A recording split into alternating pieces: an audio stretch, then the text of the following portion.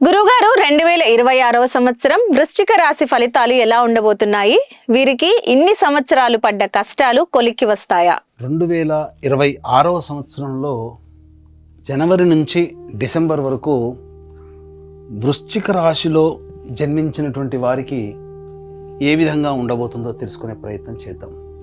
సాధారణంగా ఈ యొక్క వృశ్చిక రాశిలో జన్మించినటువంటి వారికి గురువు అష్టమ రాశిలో సంచారం చేస్తున్నాడు. కానీ మార్చి 14వ తారీఖు వరకు వక్రీకరించినటువంటి ప్రభావం చేత సప్తమ భావ ఫలితాన్ని కూడా అందివ్వబోతాడు. అయితే గురువు చాలా ప్రధానమైనటువంటి కీలక పాత్ర ఈ యొక్క వృశ్చిక రాశిలో జన్మించినటువంటి వారికి. మార్చి 14 నుంచి జూన్ 1వ తారీఖు వరకు అష్టమ స్థానంలో స్థితి పొంది ఉంటాడు.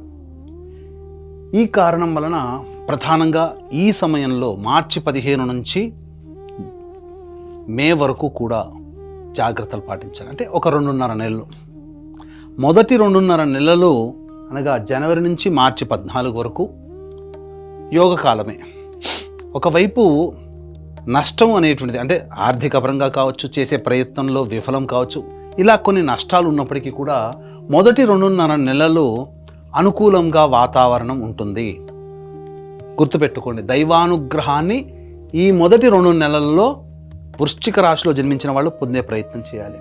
ఇక తదనంతరం మార్చి 15 నుంచి మే 31వ తారీఖు వరకు అష్టమ రాశిలో సంచారం చేస్తూ ఉన్నటువంటి కారణం చేత కొంత నష్టములు అనేటువంటి ఉంటాయి. మనది అనుకున్న వస్తువు మన దాటి వెళ్ళడం, అంటే ఆ వస్తువు అంటే వ్యక్తులు కావచ్చు, లేదా గృహము కావచ్చు, వాహనము కావచ్చు, మనం జాగ్రత్తగా దాచుకున్న వస్తువు కావచ్చు, ఏదైనా ఈ వృశ్చిక రాశిలో జన్మించిన వాళ్ళు కోల్పోయే అవకాశం ఉంటుంది. మనది అనుకున్నది మన నుంచి దూరం అవుతుంది. కాబట్టి జాగ్రత్తలు పాటించండి. అప్రమత్తతతో ఈ మార్చి 15 నుంచి మే 31వ తారీఖు వరకు ఉండాలి. ఇక ఆ తదనంతరం జూన్ 1వ తారీఖు నుంచి గుర్తుపెట్టుకోండి, జూన్ 1వ తారీఖు నుంచి డిసెంబర్ వరకు సంపూర్ణమైనటువంటి యోగాన్ని ఈ వృశ్చిక రాశి వారికి గురువు సంపూర్ణ మద్దతు తెలియజేస్తున్నాడు. అంటే మొదటి 5 నెలలు మాత్రమే సాధారణంగా ఉంటూ తర్వాత 7 నెలలు సంపూర్ణమైనటువంటి విజయ యాత్ర ఈ వృశ్చిక రాశి వారికి గురువు అనుకూలంగా ఇవ్వబోతున్నాడు. ఇక శనిగ్రహ సంచార ప్రభావం గనక చూసుకుంటే జూలై 26 వరకు ఇక్కడ గమ్మత్తు చూడండి. మనకు గ్రహాలు ఒక గ్రహము యోగించే స్థితి ఉంటే ఇంకొక గ్రహము అవయోగించే స్థితి. గురువు మొదటి 5 నెలల వరకు సాధారణ ఫలితాలు ఇస్తే, ఇక్కడ శని భగవానుడు మొదటి 6 నెలలు ఏదైతే ఉందో అది ఒక పరీక్షా కాలంగానే ఇస్తాడు.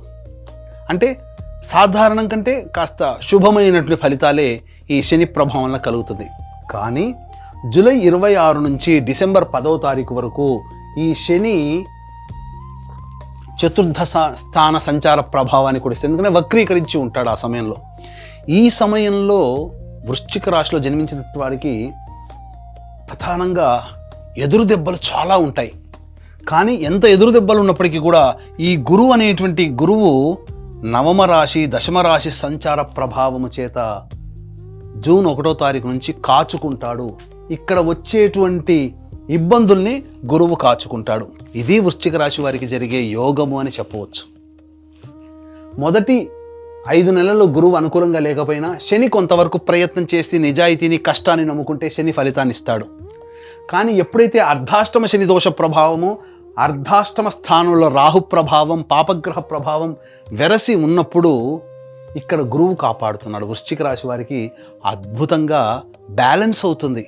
ఇది కదా ఈ వృశ్చిక రాశి వారు ఈ 2026 సంవత్సరంలో చేసుకున్న అదృష్టము అని అప్పుడు మీరు తెలుసుకుంటారు.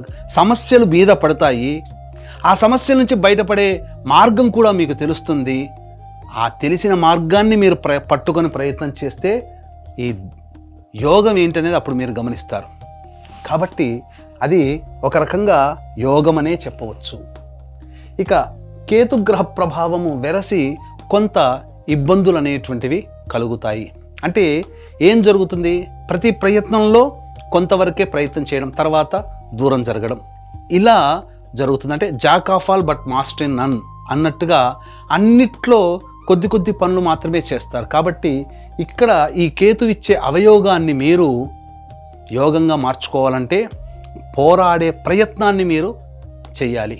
అప్పుడే ఈ కేతు వల్ల వచ్చే దుష్ఫలితాలు తొలగిపోతాయి. ఇది ఈ వృశ్చిక రాశి వారు గమనించాల్సినటువంటిది. అయితే ప్రధానంగా విద్యార్థులకి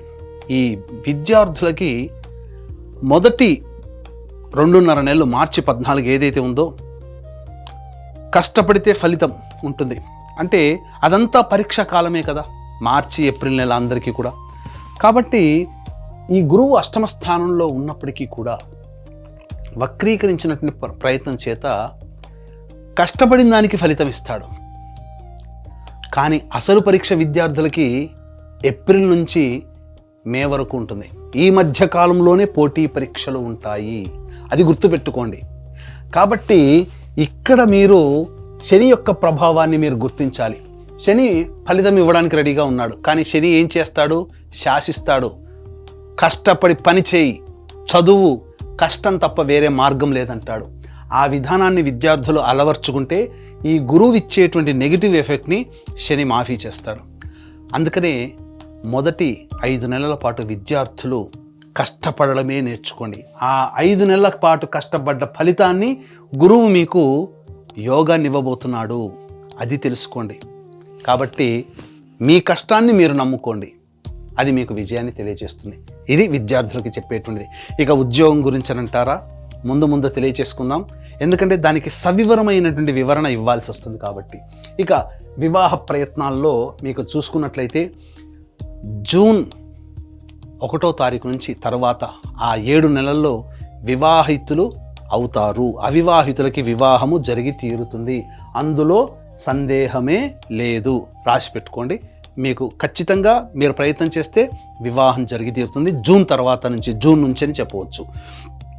ఇక దాంపత్యము, ఇక్కడ దాంపత్యము అనేటువంటిది కనుక చూసుకున్నట్లయితే ఈ యొక్క వృశ్చిక రాశి వారికి జూలై నెల వరకు కూడా కాస్త ఆటంకాలు ఉంటాయి. దాంపత్య విషయంలో ఇటు గురువు కూడా అనుకూలంగా లేడు, శని కూడా అనుకూలంగా లేని కారణం చేత కొంత పొరపచ్చాలు వచ్చే అవకాశం ఉంటుంది. కాబట్టి వ్యాపారం భాగస్వాముల మధ్య కానీ జీవిత భాగస్వాములతో కానీ సంయమనం పాటించండి, లౌక్యాన్ని వ్యవహరించండి, ఎక్కువగా వాగ్వివాదాలకి చోటు ఇవ్వకండి మొదటి 6 నెలలు. తదనంతరం అన్ని సర్దుబాటు చేసుకుంటాయని చెప్పవచ్చు. ఇక ఆరోగ్యపరంగా చూసుకున్నట్లయితే ప్రధానంగా ఈ యొక్క వృశ్చిక రాశిలో జన్మించినటువంటి వారు ఫుడ్ కంట్రోల్ అనేటువంటిది పెట్టుకోవాలి, డైట్ కంట్రోల్. దీని వలన సమస్యలు అధికంగా వస్తాయి. ఎందుకంటే అకాల భోజనము, తినకూడని పదార్థాలు తినడం, ఇవన్నీ కూడా మీకు ఎసిడిటీ, గ్యాస్ట్రిక్ ట్రబుల్ లాంటివి, అలాగే జీర్ణం కాకపోవడము, షుగర్ వ్యాధి లాంటి వాటి రావడము, అలాగే కొన్ని దీర్ఘకాలిక వ్యాధుల బారిన పడడం అనేటువంటిది సమస్యలు, గౌట్ సమస్యలు అని అంటారు కదా, అవి వచ్చే అవకాశాలు ఉంటాయి. కాబట్టి డైట్ కంట్రోల్ అనేటువంటిది పెట్టుకోండి, ఆరోగ్యపరంగా సంపూర్ణంగా యోగదాయకంగా ఉంటుంది అని చెప్పవచ్చు. ఇక్కడ ప్రధానంగా ఈ యొక్క సంబంధించినటువంటి దాంపత్యము యోగదాయకంగా మీకు జూలై మంత్ నుంచి ఉంటుందని చెప్పాం కదా. అలాగే సంతాన పరంగా చూసుకున్నట్లయితే ప్రధానంగా ఈ యొక్క సంతాన పరంగా మీ యొక్క జాతక రీత్యాలుగా వృశ్చిక రాశిలో జన్మించినటువంటి వారికి జూన్ 1వ తారీఖు నుంచి అక్టోబర్ 31 మధ్య కాలంలో సంతానము కలుగుతుంది. ఈ సమయంలో కన్సీవ్ అవ్వడం కానీ సంతానవంతులు అవ్వడం కానీ ఈ యొక్క వృశ్చిక రాశిలో జన్మించినటువంటి వారికి కలుగుతుంది అని చెప్పవచ్చు. దైవానుగ్రహం వల్ల మంచి సంతానము కలుగుతుంది, అందులో మీ అభీష్ట సిద్ధి సంతానం కలుగుతుంది, అది ముఖ్యం ఇక్కడ. ఇక విదేశీయానము అనేటువంటి ప్రయత్నం కనుక చూసుకున్నట్లయితే ప్రధానంగా ఈ సంబంధించినటువంటి సంవత్సరం అంతా కూడా విదేశీయానానికి మాత్రం కాస్త కష్టపడక తప్పదు. ఎందుకనంటే అనవసరమైనటువంటి వృధా ఖర్చులు మాత్రమే మిగులుతాయి మీకు. విదేశీయానానికి అంత అనుకూలంగా లేని సమయము. అయితే కాస్త కొద్దో గొప్ప అనుకూలిస్తుంది, బాగా ప్రయత్నం చేస్తే, మరీ ముఖ్యంగా దైవానుగ్రహాన్ని పొంది ప్రయత్నం చేస్తే జూన్ 1వ తారీఖు నుంచి అక్టోబర్ మధ్యకాలంలో విదేశీయానానికి అనుకూలంగా ఉండేటువంటి సమయం. ఇక ఈ వృశ్చిక రాశిలో జన్మించినటువంటి వారికి రాజకీయ రంగంలో ఉన్నటువంటి వాళ్ళు సాధారణమైనటువంటి పదవులు వచ్చే అవకాశం ఉంటుంది. కాబట్టి ఎక్కువగా డబ్బు ఖర్చు పెట్టి ఆశించి భంగపడడం కంటే ఈ సంవత్సరం ఆగిపోవడమే మేలు అనే విషయాన్ని గమనించుకోవాలి. ప్రచారానికి, ఆర్భాటాలకి, హంగులకి ఎక్కువగా ఖర్చు అవుతుంది తప్ప ప్రయోజనం ఉండదనే విషయాన్ని గమనించాలి. ఇక వ్యాపారానికి సంబంధించి చూసుకున్నట్లయితే ఈ వ్యాపారం మొదటి 5 నెలలు నత్తనడకనగా సాగుతుంది. ఎటువంటి వారికైనా ఏ వ్యాపారం అయినా కనప్పటికీ కూడా. కాబట్టి జూన్ తర్వాతనే వ్యాపారము అభివృద్ధిలోకి వస్తుంది.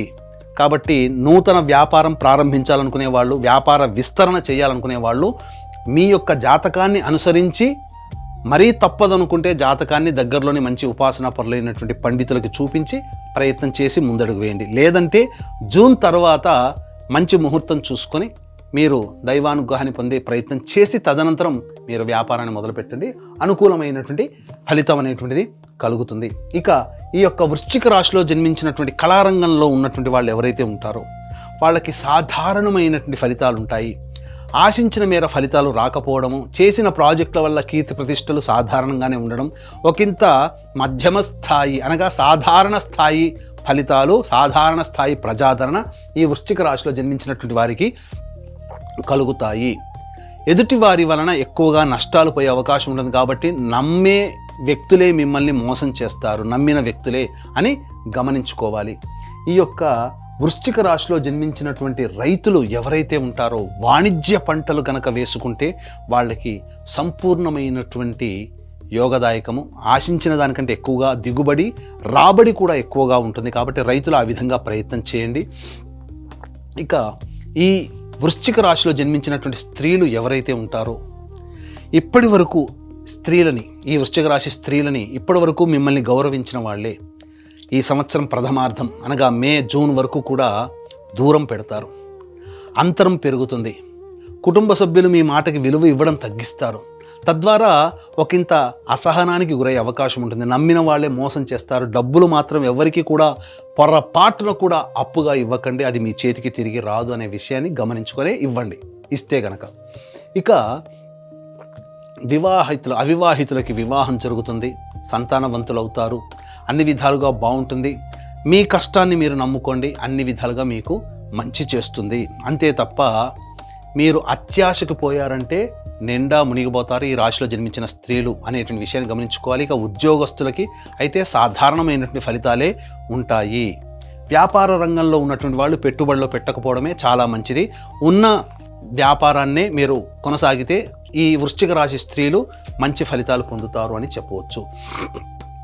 ఇక గమనించుకున్నట్లయితే ప్రధానంగా ఉద్యోగ సంబంధమైనటువంటి విషయాలు ఈ వృశ్చిక రాశి వారికి ఏ విధంగా ఉండబోతుంది అనే విషయాన్ని మనం తెలుసుకుందాం. వీక్షించేటువంటి ప్రేక్షకులు కూడా ఇప్పుడు చెప్పినటువంటి సమస్యల కంటే ఇంకా ఎక్కువగా మీరు సమస్యలు ఎదుర్కొంటున్నట్లయితే మీ యొక్క జన్మజాతకంలో నడుస్తున్నటువంటి గ్రహ దశాంతర దశల యొక్క ప్రభావాలు కావున దగ్గరలోని మంచి ఉపాసనా పరులైనటువంటి జ్యోతిష్యులను సంప్రదించి వారి సలహాలు, సూచనలు కనుక పాటించినట్లయితే మరింత మెరుగైనటువంటి జీవితాన్ని పొందుతారని చెప్పవచ్చు. ఇక ఉద్యోగ సంబంధముగా ఈ యొక్క వృశ్చిక రాశిలో జన్మించినటువంటి వారికి ఎప్పుడు బాగుంటుంది?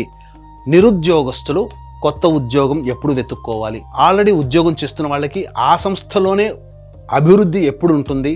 లేదా వేరే సంస్థల్లో ఉద్యోగం పొందాలంటే ఏ సమయంలో ప్రయత్నం చేయాలి అనే విషయాల గురించి క్లుప్తంగా తెలియజేసుకుందాం.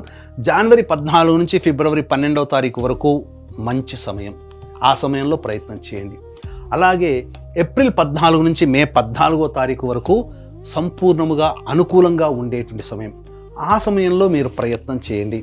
అంతేకాకుండా జూలై 16 నుంచి సెప్టెంబర్ 16వ తారీఖు మధ్యకాలము చాలా అనుకూలంగా ఉంటుంది. జనవరి 14 నుంచి ఫిబ్రవరి 13, అలాగే ఏప్రిల్ 14 నుంచి మే 14 మరియు జూలై 16 నుంచి సెప్టెంబర్ 16 ఈ సమయంలోనే నిరుద్యోగస్తులకి ఉద్యోగం లభించడం, ఆల్రెడీ ఉద్యోగం చేస్తున్న వాళ్ళకి మంచి సంస్థల్లో ఉద్యోగం రావడం కానీ, ఉన్న సంస్థల్లో అభివృద్ధి కానీ, ప్రమోషన్ కానీ రావడం జరుగుతుంది. మిగతా సమయాల్లో ప్రయత్నం చేయకండి, ఉన్న సంస్థల్లోనే ప్రయత్నం చేసుకోండి, ఉద్యోగం చేసుకోండి. వేరే చోటుకు వెళ్ళి భంగపాటు పడక తప్పదు మిగతా సమయాలలో. ఇక ఈ యొక్క వృశ్చిక రాశిలో జన్మించినటువంటి వారికి గురువు ఎలాగో మొదటి మార్చి నెల వరకు అనుకూలంగా లేడని చెప్పుకున్నాం కదా. మిగతా రాశ్యాధిపతి అయిన కుజుడు కూడా అనుకూలంగా లేడు. అర్ధాష్టమ కుజ ప్రభావం వలన అకాలమైనటువంటి విరోధాలు బంధుమిత్రులతో, అలాగే ఈ సంబంధించినటువంటి వాహన ప్రమాదాలు చోటు చేసుకునే అవకాశం కూడా ఈ యొక్క మార్చి నెల వరకు ఉంటుంది. ఇక ఏప్రిల్ నెల మాసంలో ఆలోచించిన పనులు నత్తనడకన సాగుతాయి. దీనికి తగ్గట్టుగా గురువు కూడా అష్టమ స్థానంలోనే ఉంటాడు. మే మంత్ మాత్రం అన్ని విధాలుగా శత్రువులపై విజయాన్ని పొందుతారు. మే 1వ తారీఖు నుంచి జూన్ 19వ తారీఖు వరకు. జూన్ 19 నుంచి ఆగస్టు 1 వరకు దాంపత్య సమస్యలు, వ్యాపార భాగస్వాముల మధ్య సమస్యలు, లేదా ఎవరితో కలిసి పనిచేసినా వాళ్ళతో సమస్యలు. ఈ ఆగస్టు 2 నుంచి సెప్టెంబర్ 17వ తారీఖు మధ్యకాలం మాత్రం అనారోగ్య సూచనలు, వైద్యుని సంప్రదించడం, శస్త్రచికిత్సలు జరుగుతుంది. ఇక సెప్టెంబర్ 18వ తారీఖు నుంచి నవంబర్ 11వ తారీఖు వరకు న్యాయపరమైనటువంటి సంబంధాలు, ఇబ్బందులు ఎదుర్కోక తప్పదు. ప్రభుత్వం పరంగా పన్నులు చెల్లించాల్సినటువంటి పరిస్థితి. నవంబర్ 12 నుంచి డిసెంబర్ వరకు కూడా కోపతాపాలు ఎక్కువగా ఉంటాయి. ఇతరుల మీద ఆగ్రహము, అసహనం ఎక్కువగా ఉండడం వల్ల సమస్యలు కొని తెచ్చుకుంటారు అని చెప్పవచ్చు. ఏతావాతా చెప్పొచ్చేది ఏమిటంటే, ఈ యొక్క వృశ్చిక రాశిలో జన్మించినటువంటి వారు ప్రధానంగా సమస్యల వలయం అనేటువంటిది ఉంటుంది. సాధారణమైనటువంటి ఫలితాలే ఉంటాయి, మిశ్రమ ఫలితాలు పొందుతారు. కాబట్టి ఈ చెప్పినటువంటి సమస్యల పరిష్కారం కోసం ప్రతిరోజు కూడా హనుమాన్ చాలీసా రోజుకి 5 సార్లు పఠించడం, అలాగే కాలభైరవాష్టక పారాయణం రోజుకి 3 సార్లు పఠించడం చేయాలి. ఇవి సాధారణంగా మీ దైనందిన జీవితంలో వచ్చే సమస్యలు.